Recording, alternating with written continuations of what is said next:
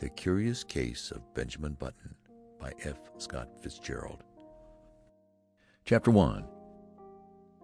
As long ago as 1860, it was the proper thing to be born at home. At present, so I am told, the high gods of medicine have decreed that the first cries of the young shall be uttered upon the anesthetic air of a hospital, preferably a fashionable one. So young Mr. and Mrs. Roger Button were 50 years ahead of style when they decided one day in the summer of 1860 that their first baby should be born in a hospital. Whether this anarchism had any bearing upon the astonishing history I am about to set down will never be known. I shall tell you what occurred and let you judge for yourself. The Roger Buttons held an enviable position, both social and financial, in the antebellum Baltimore. They were related to the this family and that family, which, as every Southerner knew, entitled them to membership in that enormous peerage which largely populated the Confederacy. This was the first experience with the charming old custom of having babies. Mr. Button was naturally nervous. He hoped it would be a boy so that he could be sent to Yale College in Connecticut, at which institution Mr. Button himself had been known for 4 years by the somewhat obvious nickname of Cuff. On the September morning consecrated to the enormous event he arose nervously at 6 o'clock, dressed himself, adjusted an impeccable stock, and hurried forth through the streets of Baltimore to the hospital to determine whether the darkness of the night had borne in any new life upon its bosom. When he was approximately 100 yards from the Maryland Private Hospital for Ladies and Gentlemen, he saw Dr. Keene, the family physician, descending the front steps, rubbing his hands together with a washing movement, as all doctors are required to do by the unwritten ethics of their profession. Mr. Roger Button, the president of Roger Button and Company, Wholesale Hardware, began to run toward Dr. Keene with much less dignity than was expected from a Southern gentleman of that picturesque period. "Dr. Keene," he called. "Dr. Keene."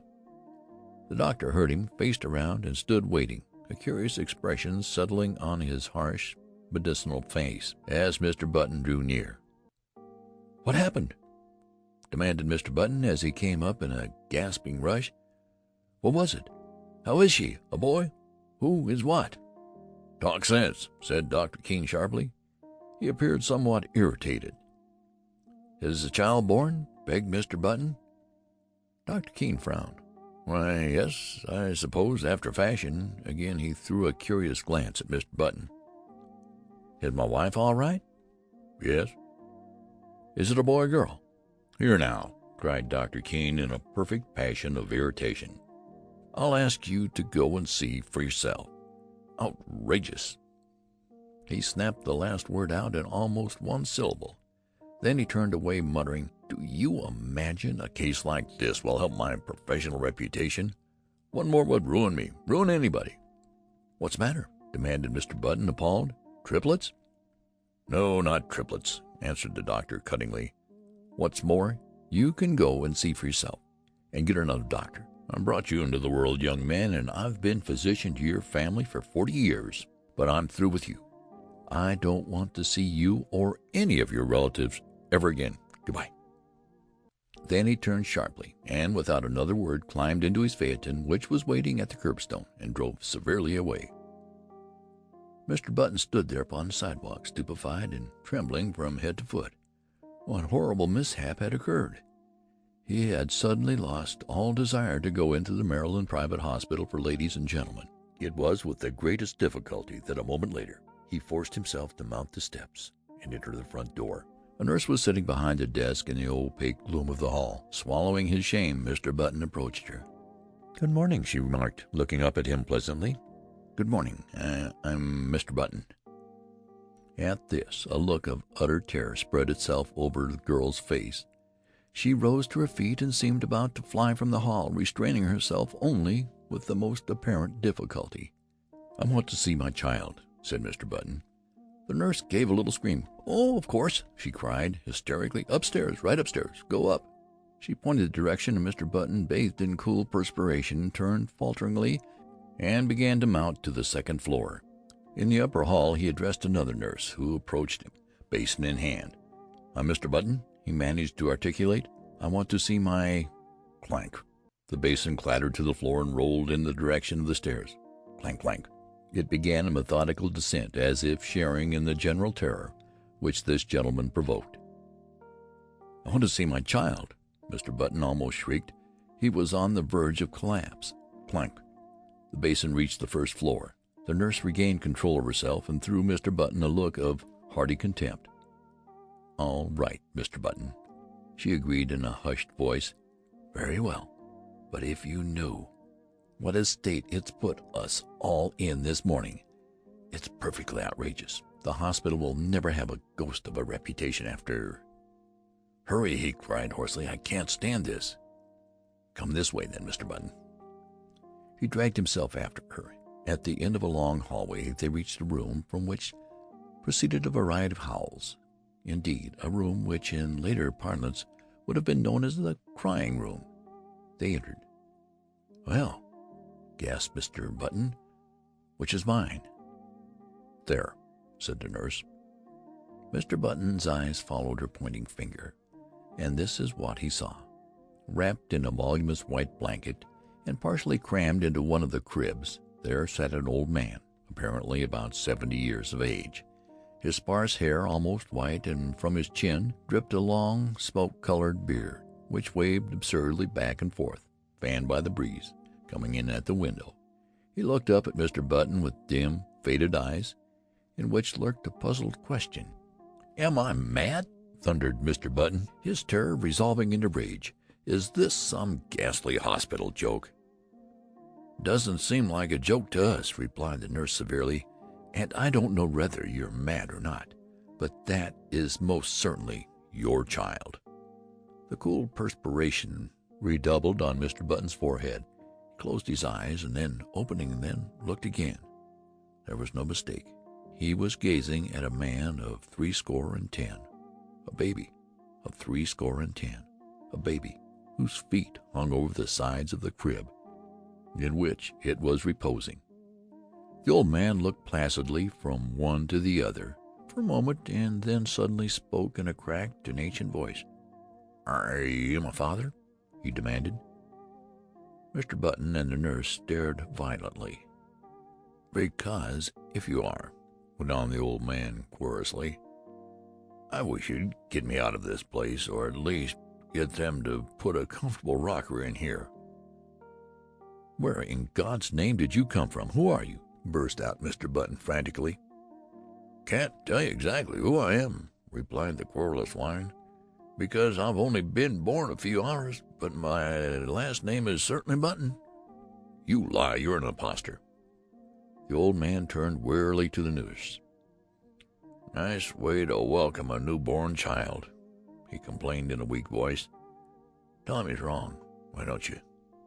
"You're wrong, Mr. Button," said the nurse severely.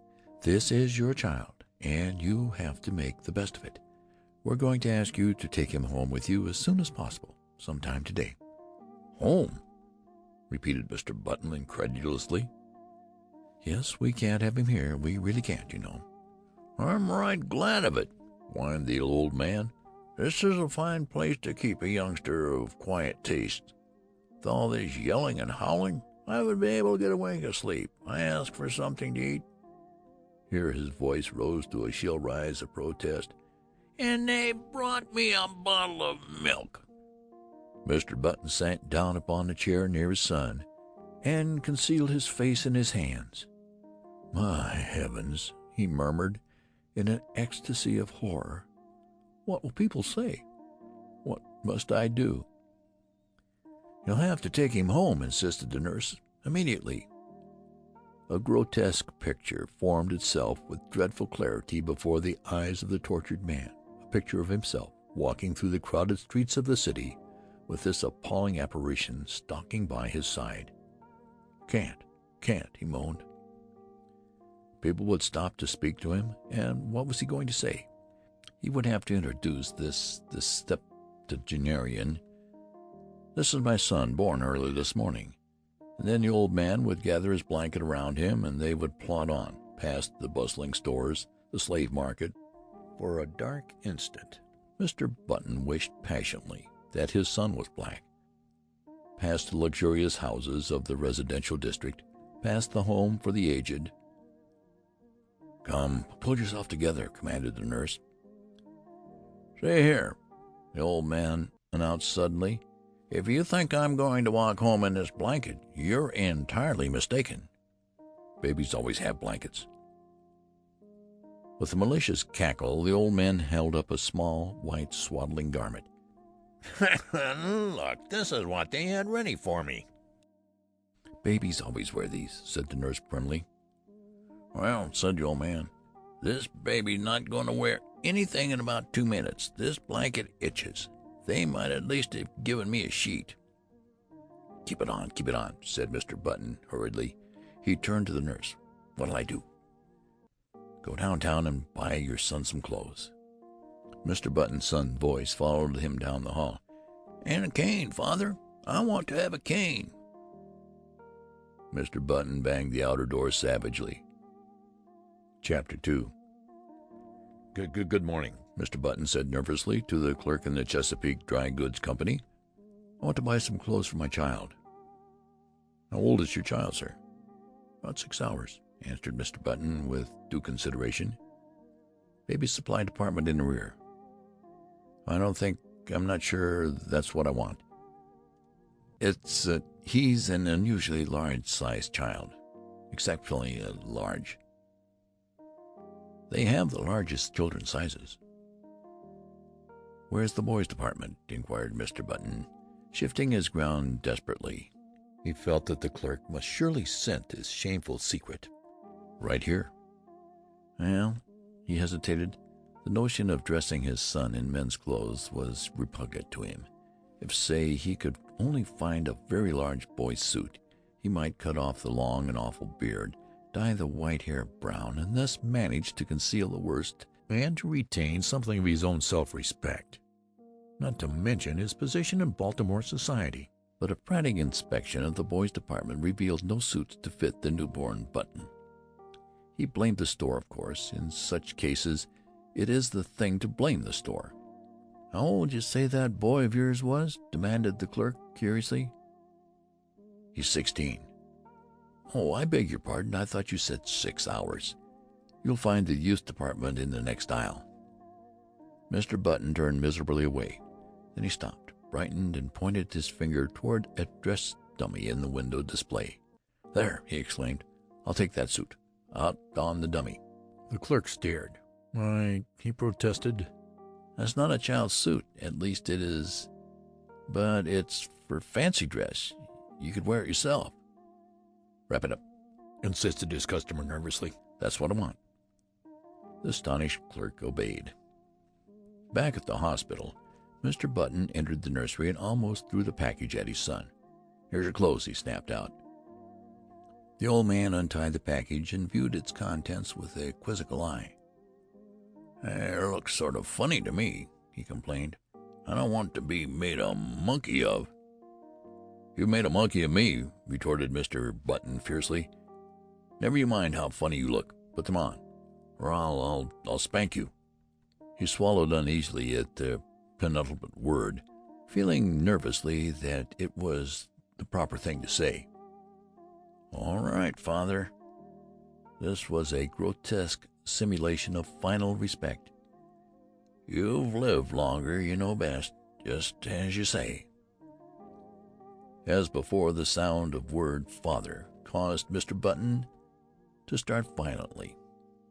"And hurry." "I'm hurrying, father." When his son was dressed, Mr. Button regarded him with depression. The costume consisted of dotted socks, pink pants, and a belted blouse, with a wide white collar. Over the latter waved the long whitish beard, drooping almost to the waist. The effect was not good. "Wait." Mr. Button seized a hospital shears, and with 3 quick snips amputated a large section of the beard. But even with this improvement, the ensemble fell far short of perfection. The remaining brush of scraggly hair, the watery eyes, the ancient teeth, seemed oddly out of tone with the gaiety of the costume. Mr. Button, however, was obdurate. He held out his hand. "Come along," he said sternly. His son took the hand trustingly. "When are you going to call me, Dad?" he quavered as they walked from the nursery. "Just Baby for a while. Do you think of a better name?" Mr. Button grunted. "I don't know," he answered harshly. "Think we'll call you Methuselah." Chapter 3. Even after the new addition to the Button family had had his hair cut short and then dyed to a sparse, unnatural black, had had his face shaved so close that it glistened, and had been attired in small boy clothes made to order by a flabbergasted tailor, it was impossible for Button to ignore the fact that his son was an excuse for a first family baby. Despite his aged stoop, Benjamin Button, for that was his name they called him instead of by the appropriate but invidious Methuselah, was 5 feet 8 inches tall. His clothes did not conceal this, nor did the clipping and dyeing of his eyebrows disguise the fact that the eyes under were faded and watery and tired. In fact, the baby nurse who had been engaged in advance left the house after one look in a state of considerable indignation. But Mr. Button persisted in his unwavering purpose. Benjamin was a baby, and a baby he should remain. At first he declared that if Benjamin didn't like warm milk, he could go without food altogether, but he was finally prevailed upon to allow his son bread and water, and even oatmeal by way of compromise. One day he brought home a rattle, and giving it to Benjamin, insisted in no uncertain terms that he should play with it, whereupon the old man took it with a weary expression, and could be heard jingling it obediently at intervals throughout the day. There can be no doubt, though, that the rattle bored him, and that he found other more soothing amusements when he was left alone. For instance, Mr. Button discovered one day that during the preceding week he had smoked more cigars than ever before, a phenomenon which was explained a few days later when, entering the nursery unexpectedly, he found the room full of a faint blue haze, and Benjamin, with a guilty expression on his face, trying to conceal the butt of a dark Havana. This, of course, called for a severe spanking, but Mr. Button found that he could not bring himself to administer it. He merely warned his son that he would stunt his growth. Nevertheless, he persisted in his attitude. He brought home lead soldiers, he brought home toy trains, he brought large pleasant animals made of cotton, and to perfect the illusion which he was creating, for himself at least, he passionately demanded of the clerk in the toy store whether the paint would come off the pink duck if the baby put it in his mouth. But despite all his father's efforts, Benjamin refused to be interested.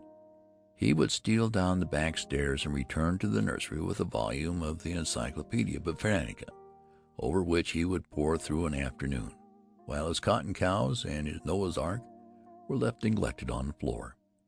Against such a stubbornness, Mr. Button's efforts were of little avail. The sensation created in Baltimore was at first prodigious. What the mishap would have cost the Buttons and their kinfolk socially cannot be determined, for the outbreak of the Civil War brought the city's attention to other things. A few people who were unfailingly polite racked their brains for compliments to give to the parents, and finally hit upon the ingenious device of declaring that the baby resembled his grandfather, a fact which, due to the standard state of decay common to all men of 70, could not be denied. Mr. and Mrs. Roger Button were not pleased, but Benjamin's grandfather was furiously insulted. Benjamin, once he left the hospital, took life as he found it. Several small boys were brought to see him, and he spent a stiff-jointed afternoon trying to work up an interest in tops and marbles. He even managed, quite accidentally, to break a kitchen window with the stone from a slingshot, a feat which secretly delighted his father. Thereafter, Benjamin contrived to break something every day, but he did these things only because they were expected of him and because he was by nature obliging. When his grandfather's initial antagonism wore off, Benjamin and that gentleman took enormous pleasure in one another's company. They would sit for hours, these two so far apart in age and experience, and like old cronies discuss with tireless monotony the slow events of the day. Benjamin felt more at ease in his grandfather's presence than in his parents'. They seemed always somewhat in awe of him, and, despite the dictatorial authority they exercised over him, frequently addressed him as Mister. He was as puzzled as anyone else at the apparently advanced age of his mind and body at birth. He read up in the medical journal, but found that no such case had been previously recorded. At his father's urging, he made honest attempts to play with other boys, and frequently he joined in milder games. Football shook him up too much. He feared that in case of a fracture his ancient bones would refuse to knit. When he was 5, he was sent to kindergarten, where he initiated into the art of pasting green paper on orange paper, of weaving colored maps, and manufacturing eternal cardboard necklaces. He was inclined to drowse off to sleep in the middle of these tasks, a habit which both irritated and frightened his young teacher. To his relief she complained to his parents, and he was removed from the school. The Roger Buttons told their friends that they felt he was too young. By the time he was 12 years old, his parents had grown used to him. Indeed, so strong is the force of custom that they no longer felt that he was different from any other child, except when some curious anomaly reminded them of the fact. One day, a few weeks after his 12th birthday, while looking in the mirror, Benjamin made, or thought he made, an astonishing discovery. Did his eyes deceive him, or had his hair turned in the dozen years of his life from white to iron gray under its concealing dye? Was the network of wrinkles on his face becoming less pronounced? Was his skin healthier and firmer, with even a touch of ruddy winter crawler? He could not tell. He knew that he no longer stooped, and that his physical condition had improved since the early days of his life. Can it be? He thought to himself, or rather scarcely dared to think. He went to his father. "I'm grown," he announced determinedly. "I want to put on long trousers." His father hesitated. "Well," he said finally, "I don't know. 14 is the age for putting on long trousers, and you are only 12. "But you have to admit," protested Benjamin, "I'm big for my age." The father looked at him with illusory speculation. "I'm not so sure of that," he said. "I was as big as you when I was 12. This was not true. It was all part of Roger Button's silent agreement with himself to believe in his son's normality. Finally, a compromise was reached. Benjamin was to continue to dye his hair. He was to make a better attempt to play with boys of his own age. He was not to wear spectacles or carry a cane in the street. In return for these concessions, he was allowed his first suit of long trousers. Chapter 4. Of the life of Benjamin Button between his 12th and 21st year, I intend to say little. Suffice to record that they were years of normal ungrowth. When Benjamin was 18, he was erect as a man of 50. He had more hair, and it was of a dark gray. His step was firm, his voice had lost its cracked quaver, and descended to a healthy baritone. So his father sent him up to Connecticut to take examinations for entrance to Yale College. Benjamin passed his examinations and became a member of the freshman class.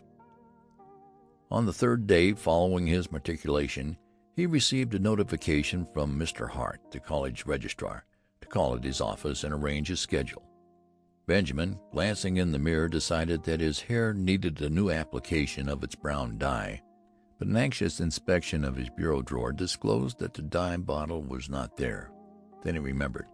He had emptied it the day before and thrown it away. He was in a dilemma. He was due at the registrar's in 5 minutes. There seemed to be no help for it. He must go as he was. He did. "Good morning," said the registrar politely. "You've come to inquire about your son." "Why, as a matter of fact, my name's Button," began Benjamin, but Mr. Hart cut him off. "Very glad to meet you, Mr. Button. I'm expecting your son here any minute." "That's me," burst out Benjamin. "I'm a freshman." "What?" "I'm a freshman." "Surely you're joking." "Not at all." The registrar frowned and glanced at a card before him.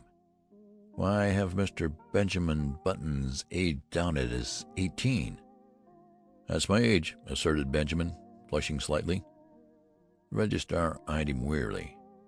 "Now, surely, Mr. Button, you don't expect me to believe that." Benjamin smiled wearily. "I'm 18," he repeated. The registrar pointed sternly at the door. "Get out," he said. "Get out of college and get out of town. You are a dangerous lunatic." "I'm 18." Mr. Hart opened the door. "The idea!" he shouted. "A man of your age trying to enter here as a freshman. 18 years old, are you? Well, I'll give you 18 minutes to get out of town." Benjamin Button walked with dignity from the room, and half a dozen undergraduates who were waiting in the hall followed him curiously with their eyes. When he had gone a little way, he turned around, faced the infuriated registrar, who was still standing in the door, and repeated in a firm voice, "I am 18 years old." To a chorus of titters which went up from the group of undergraduates, Benjamin walked away. But he was not fated to escape so easily. On his melancholy walk to the railroad station, he found that he was being followed by a group, then by a swarm, and finally by a dense mass of undergraduates. The word had gone around that a lunatic had passed the entrance examinations for Yale and attempted to palm himself off as a youth of 18. A fever of excitement permeated the college. Men ran hatless out of classes. The football team abandoned its practice and joined the mob. Professors' wives with bonnets awry and bustles out of position ran shouting after the procession, from which proceeded a continual succession of remarks aimed at the tender sensibilities of Benjamin Button. "He must be a wandering Jew." "He ought to go to prep school at his age." "Look at the infant prodigy." "He thought this was the old man's home." "Go up to Harvard." Benjamin increased his gait, and soon he was running. He would show them. He would go to Harvard, and then they would regret these ill-considered taunts. Safely on the train for Baltimore, he put his head from the window. "You'll regret this," he shouted. "Ha ha!" The undergraduates laughed. "Ha ha ha!" It was the biggest mistake that Yale College had ever made. Chapter 5. In 1880, Benjamin Button was 20 years old, and he signaled his birthday by going to work for his father in Roger Button and Company Wholesale Hardware. It was in the same year that he began going out socially. That is, his father insisted on taking him to several fashionable dances. Roger Button was now 50, and he and his son were more and more compatible. In fact, since Benjamin had ceased to dye his hair, which was still grayish, they appeared about the same age, and could have passed for brothers. One night in August they got into the phaeton, attired in their full-dress suits, and drove out to a dance at the Shelbins' Country House, situated just outside of Baltimore. It was a gorgeous evening. A full moon drenched the road to the lusterless color of platinum, and late-blooming harvest flowers breathed into the motionless air aromas that were like low, half-heard laughter. The open country, carpeted for rods around with bright wheat, was translucent as in the day. It was almost impossible not to be affected by the sheer beauty of the sky. Almost. "There's a great future in the dry goods business," Roger Button was saying. He was not a spiritual man. His aesthetic sense was rudimentary. "Old fellows like me can't learn new tricks," he observed profoundly. "It's you youngsters with energy and vitality that have the great future before you." Far up the road the lights of the Shelbins' country house drifted into view, and presently there was a singing sound that crept persistently toward them. It might have been the fine plaint of violins or the rustle of the silver wheat under the moon. Pulled up behind a handsome brougham, whose passengers were disembarking at the door, a lady got out, then an elderly gentleman, then another young lady, beautiful as sin. Benjamin started. An almost chemical change seemed to dissolve and recompose the very elements of his body. A rigor passed over him, blood rose into his cheeks, his forehead, and there was a steady thumping in his ears. It was first love. The girl was slender and frail, with hair that was ashen under the moon and honey-colored under the sputtering gas lamps of the porch. Over her shoulders was thrown a Spanish mantilla of softest yellow, butterflied in black. Her feet were glittering buttons at the hem of her bustled dress. Roger Button leaned over his son. "That," he said, "is young Hildegarde Moncrief, the daughter of General Moncrief." Benjamin nodded coldly. "Pretty little thing," he said indifferently. But when the boy had led the buggy away, "Dad, you might introduce me to her." They approached the group of which Miss Moncrief was the center. Reared in the old tradition, she curtsied low before Benjamin. Yes, he might have a dance. He thanked her and walked away, staggered away. The interval until the time for his turn should arrive dragged itself out interminably. He stood close to the wall, silent, inscrutable, watching with murderous eyes the young bloods as they eddied around Hildegarde Moncrief, passionate admiration in their faces. How obnoxious they seemed to Benjamin, how intolerably rosy. Their curling brown whiskers aroused in him a feeling equivalent to indigestion. But when his own time came, and he drifted with her out upon the changing floor to the music of the latest waltz from Paris, his jealousies and anxieties melted from him like a mantle of snow. Blind with enchantment, he felt that life was just beginning. "You and your brother got here just as we did, didn't you?" asked Hildegarde, looking up at him with eyes that were like bright blue enamel. Benjamin hesitated. If she took him for his father's brother, would it be best to enlighten her? He remembered his experience at Yale, so he decided against it. It would be rude to contradict a lady. It would be criminal to mar this exquisite occasion with the grotesque story of his origin. Later, perhaps. So he nodded, smiled, listened, was happy. "I like men of your age," Hildegarde told him. "Young boys are so idiotic. They tell me how much champagne they drink at college and how much money they lose playing cards. Men of your age know how to appreciate women." Benjamin felt himself on the verge of a proposal. With an effort, he choked back the impulse. "You're just the romantic age," she continued.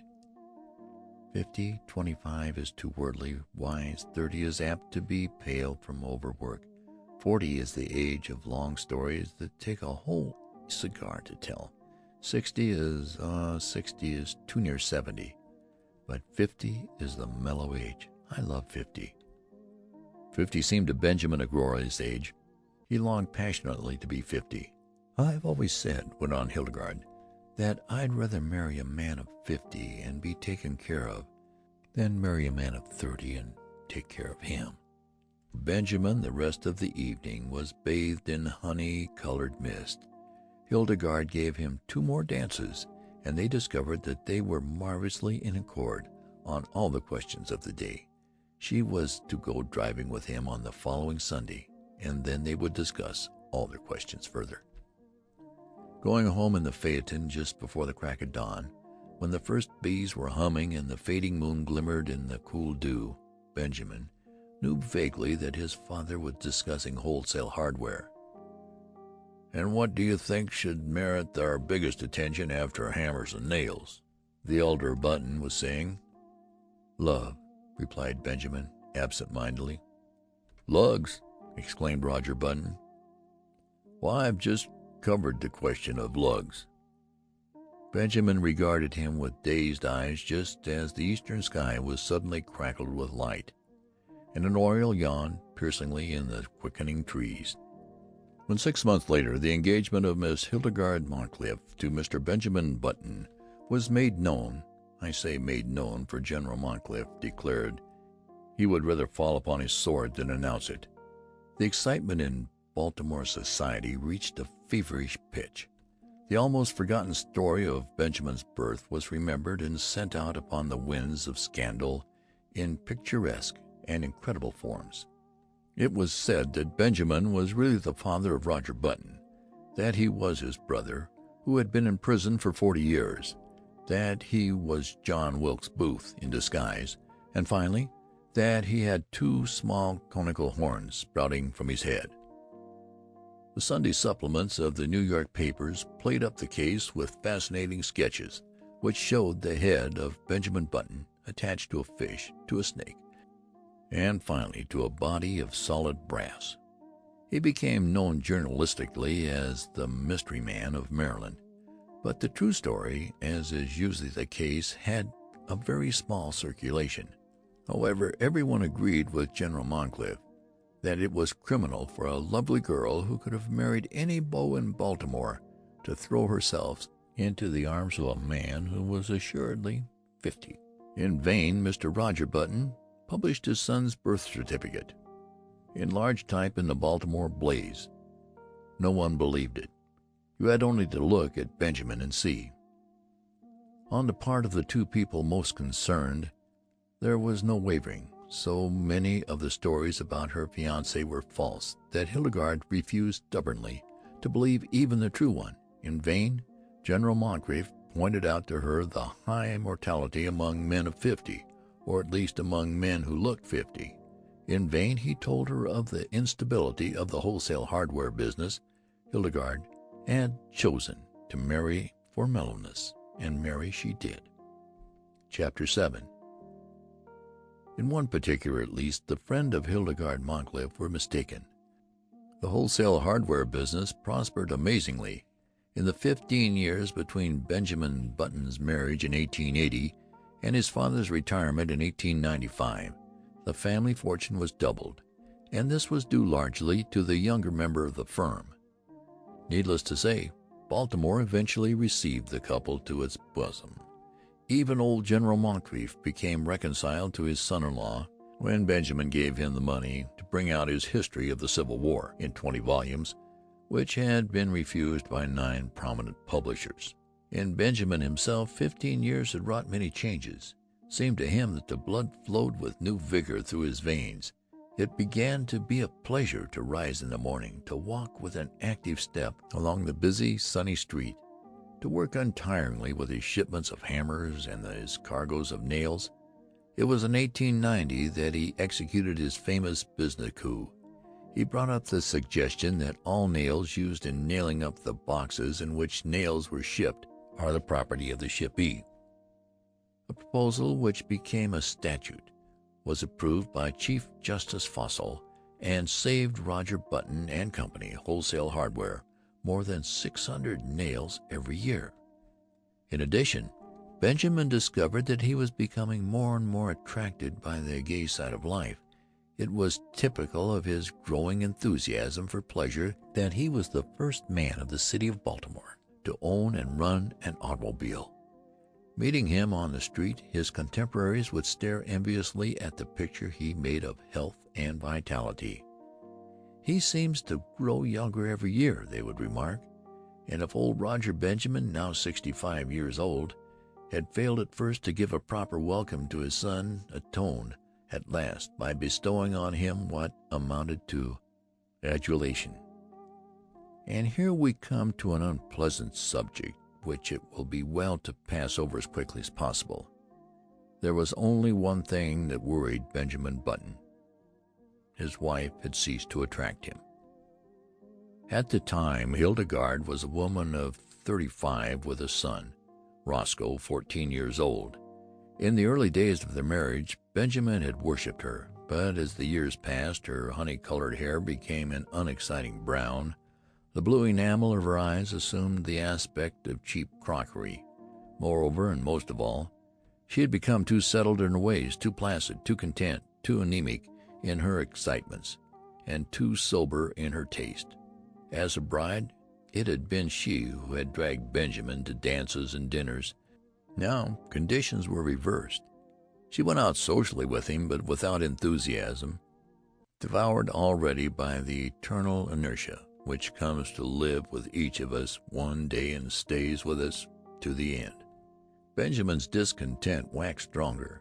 At the outbreak of the Spanish-American War in 1898, his home had for him so little charm that he decided to join the army.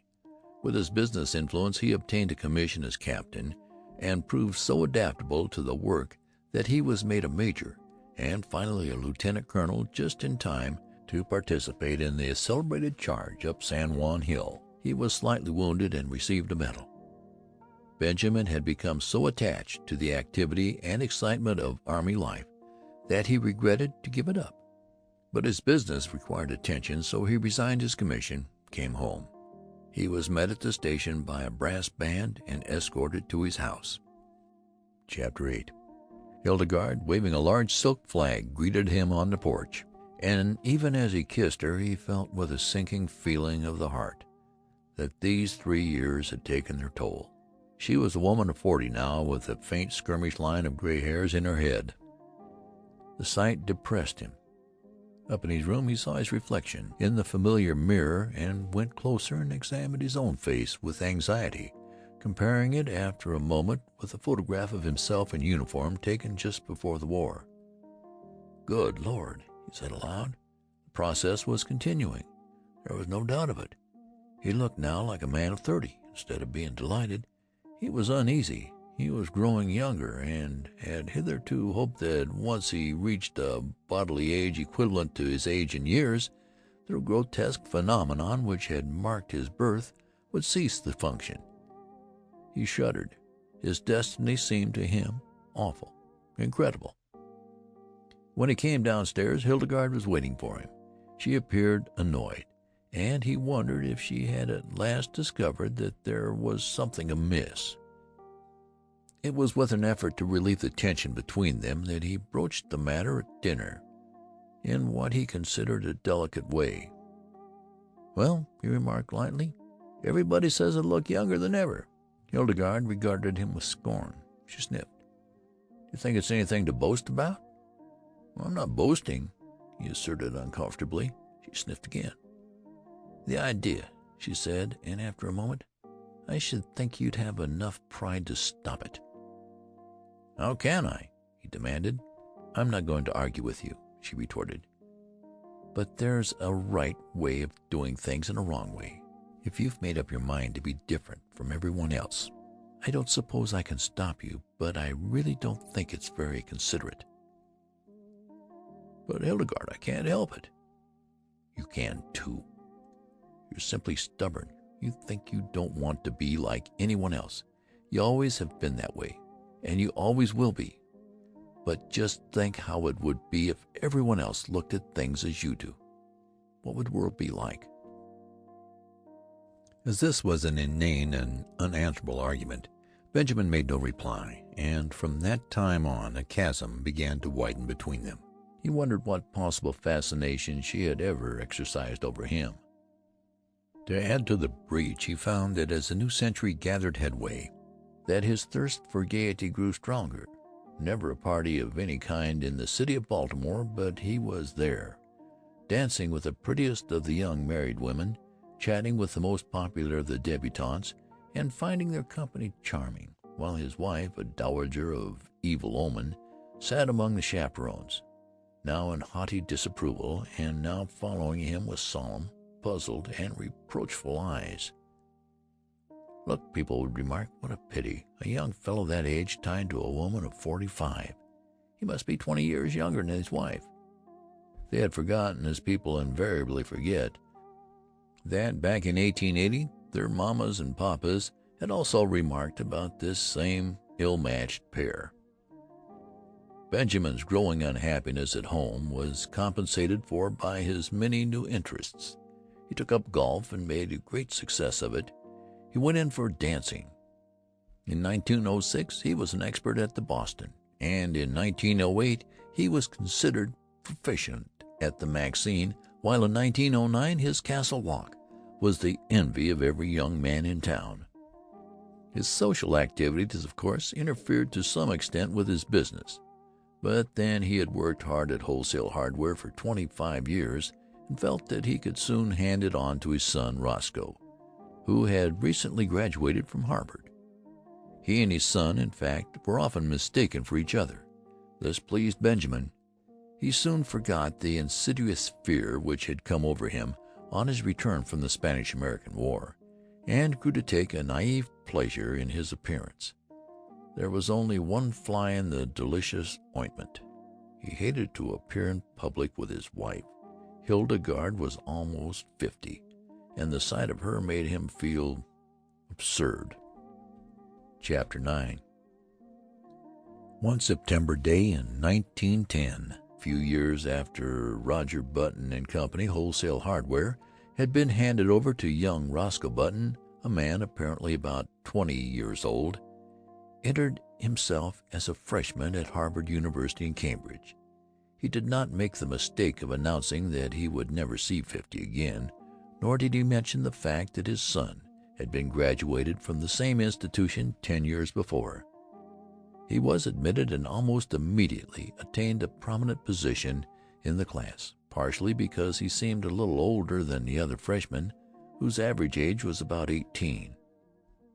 But his success was largely due to the fact that in the football game with Yale he played so brilliantly, with so much dash, and with such a cold, remorseless anger that he scored 7 touchdowns and 14 field goals for Harvard, and caused one entire 11 of Yale men to be carried singly away from the field unconscious. He was the most celebrated man in college. Strange to say, in his third or junior year he was scarcely able to make the team.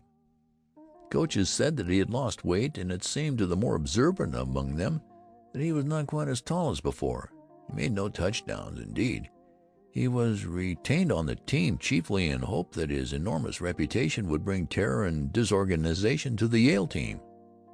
In his senior year he did not make the team at all. He had grown so slight and frail that one day he was taken by some sophomores for freshmen, an incident which humiliated him terribly. He became known as something of a prodigy, a senior who was surely no more than 16, and he was often shocked at the worldliness of some of his classmates. His studies seemed harder to him. He felt that they were too advanced. He heard his classmates speak of St. Midas, the famous preparatory school at which so many of them had prepared for college, and he determined after his graduation to enter himself at St. Midas, where the sheltered life among boys his own size would be more congenial to him.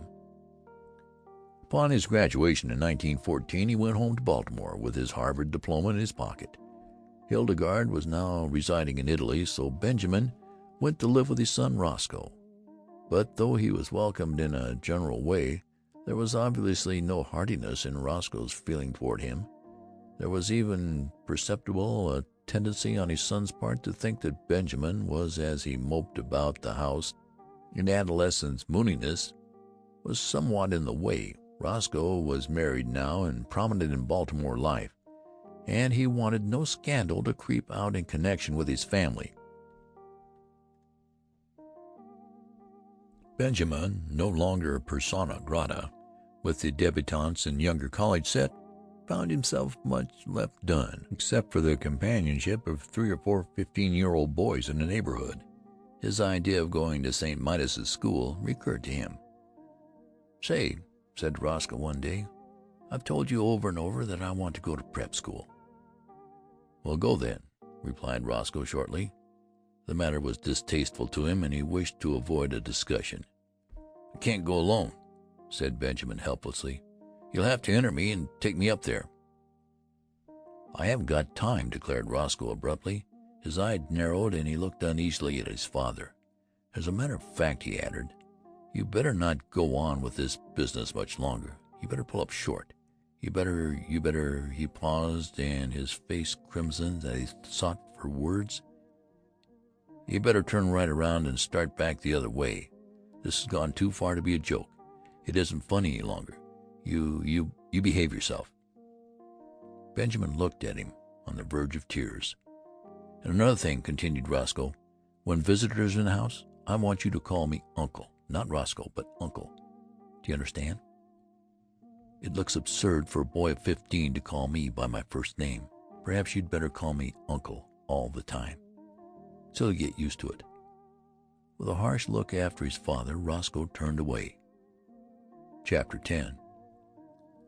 At the termination of his interview, Benjamin wandered dismally upstairs and stared at himself in a mirror. He had not shaved for 3 months, but it could find nothing on his face but a faint white down with which it seemed unnecessary to meddle. When he had first come home from Harvard, Roscoe had approached him with the proposition that he should wear eyeglasses and imitation whiskers glued to his cheeks, and it had seemed for a moment that the farce of his early years was to be repeated. But whiskers had itched and made him ashamed. He wept, and Roscoe had reluctantly relented. Benjamin opened a book of boys' stories, The Boy Scouts in Bimini Bay, and began to read. But he found himself thinking persistently about the war. American had joined the Allies' cause during the preceding month, and Benjamin wanted to enlist. But alas, 16 was the minimum age, and he did not look that old. His true age, which was 57, would have disqualified him anyway. There was a knock at the door, and a butler appeared with a letter bearing a large official legend in the corner and addressed to Mr. Benjamin Button. Benjamin tore it open eagerly, and read the enclosure with delight. It informed him that many reserve officers who had served in the Spanish-American War were being called back into service with a higher rank, and it enclosed his commission as Brigadier General in the United States Army, with orders to report immediately. Benjamin jumped to his feet, fairly quivering with enthusiasm. This was what he had wanted.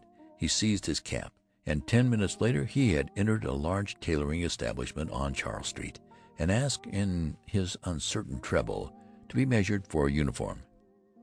"Want to play soldier, sonny?" demanded the clerk casually. Benjamin flushed. "Say, never mind what I want," he retorted angrily. "My name's Benjamin, and I live on Mount Vernon Place, so you know I'm good for it." "Well," admitted the clerk hesitantly, "if you're not, I guess your daddy is all right." Benjamin was measured, and a week later his uniform was completed. He had difficulty in obtaining the proper general's insignia because the dealer kept insisting to Benjamin that a nice V.W.C.A. badge would look just as well and be much more fun to play with. Saying nothing to Roscoe, he left the house one night and proceeded by train to Camp Mosby in South Carolina, where he was to command an infantry brigade. On a sultry April day he approached the entrance to the camp, paid off the taxicab which had brought him from the station, and turned to the sentry on guard. "Get someone to handle my luggage," he said briskly. The sentry eyed him reproachfully. "Say," he remarked, "where you going with the general dud, sonny?" Benjamin, veteran of the Spanish-American War, whirled upon him with fire in his eye, but with, alas, a changing, treble voice. "Come to attention!" he tried to thunder. He paused for breath. Then suddenly he saw the sentry snap his heels together and bring his rifle to the present. Benjamin concealed a smile of gratification, but when he glanced around his smile faded. It was not he who had inspired obedience, but an imposing artillery colonel who was approaching on horseback. "Colonel!" called Benjamin shrilly. The colonel came up, drew rein, and looked coldly down at him with a twinkle in his eye. "Whose little boy are you?" he demanded kindly. "I'll soon darn well show you whose little boy I am," retorted Benjamin in a ferocious voice. "And get down off that horse." The colonel roared with laughter. "You want him, eh, General?" "Here," cried Benjamin desperately. "Read this." And he thrust his commission toward the colonel. The colonel read it, his eyes popping from their sockets. "Where'd you get this?" he demanded, slipping the document into his own pocket. "I got it from the government, as you'll soon find out." "You come along with me," said the colonel with a peculiar look. "We'll go up to headquarters and talk this over. Come along." The colonel turned and began walking his horse in the direction of headquarters. There was nothing for Benjamin to do but to follow, with as much dignity as possible, meanwhile promising himself a stern revenge. But his revenge did not materialize. 2 days later, however, his son Roscoe materialized from Baltimore, hot and cross from a hasty trip, and escorted the weakening general, sans uniform, back to his home. Chapter 11. In 1920, Roscoe Button's first child was born. During the attendant festivities, however, no one thought it the thing to mention that the little grubby boy, apparently about 10 years of age, who played around the house with lead soldiers and a miniature circus, was a new baby's own grandfather. No one disliked the little boy, whose fresh, cheerful face was crossed with just a hint of sadness, but to Roscoe Button his presence was a source of torment. In the idiom of his generation, Roscoe did not consider the matter efficient. It seemed to him that his father, in refusing to look 60, had not behaved like a red-blooded he-man. This was Roscoe's favorite expression. But in a curious and perverse manner, indeed, to think about the matter for as much as a half an hour drove him to the edge of insanity. Roscoe believed that live wires should keep young, but carrying it out on such a scale was inefficient, and there Roscoe rested. 5 years later, Roscoe's little boy had grown old enough to play childish games with little Benjamin, under the supervision of the same nurse. Roscoe took them both to kindergarten on the same day, and Benjamin found that playing with little strips of colored paper, making mats and chains and curious and beautiful designs, was the most fascinating game in the world. Once he was bad and had to stand in the corner. Then he cried, but for the most part there were gay hours in the cheerful room, with the sunlight coming in the windows, and Miss Bailey's kind hand resting for a moment now and then in his tousled hair. Roscoe's son moved up into the first grade after a year, but Benjamin stayed on in the kindergarten. He was very happy. Sometimes when other tots talked about what they would do when they grew up, a shadow would cross his little face, as if in a dim, childish way he relished that those were things in which he was never to share. The days flowed on monotonous content. He went back a third year to the kindergarten, but he was too little now to understand what the bright shining strips of paper were for. He cried because the other boys were bigger than he, and he was afraid of them. Teacher talked to him, but though he tried to understand, he could not understand at all. He was taken from kindergarten. His nurse Nana, in her starched gingham dress, became the center of his tiny world. On bright days they walked in the park. Nana would point at a great gray monster and say, "Elephant," and Benjamin would say it after her. And when he was being undressed for bed that night, he would say it over and over aloud to her, "Elephant, elephant, elephant." Sometimes Nana let him jump on the bed, which was fun, because if you sat down exactly right, it would bounce you up on your feet again. And if you said "ah" for a long time while you jumped, you got a very pleasing broken vocal effect. He loved to take a big cane from the hat rack and go around hitting chairs and tables with it and saying, "Fight, fight, fight." When there were people there, the old ladies would cluck at him, which interested him, and the young ladies would try to kiss him, which he submitted to with mild boredom.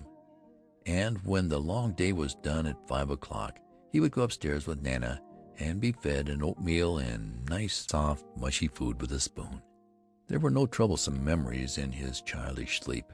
No token came to him of his brave days at college, of the glittering years when he flustered the hearts of many girls. There were only the white, safe walls of his crib, and Nana, and a man who came to see him sometimes, and a great big orange ball that Nana pointed at just before his twilight bed hour and called the sun. When the sun went, his eyes were sleepy. There were no dreams to haunt him.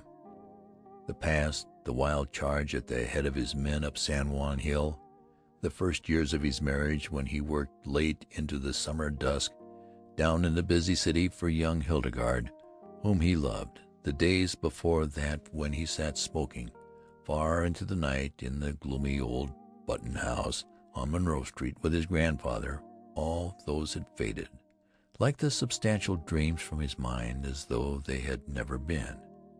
He did not remember. He did not remember clearly whether the milk was warm or cool at his last feeding, or how the days passed. There was only his crib and Nana's familiar presence, and then he remembered nothing. When he was hungry he cried. That was all. Through the noons and nights he breathed, and over him there were soft mumblings and murmurings that he scarcely heard, and faintly differentiated smells and light and darkness. It was all dark, and his white crib and the dim faces that moved above him, and the warm, sweet aroma of the milk faded out altogether from his mind.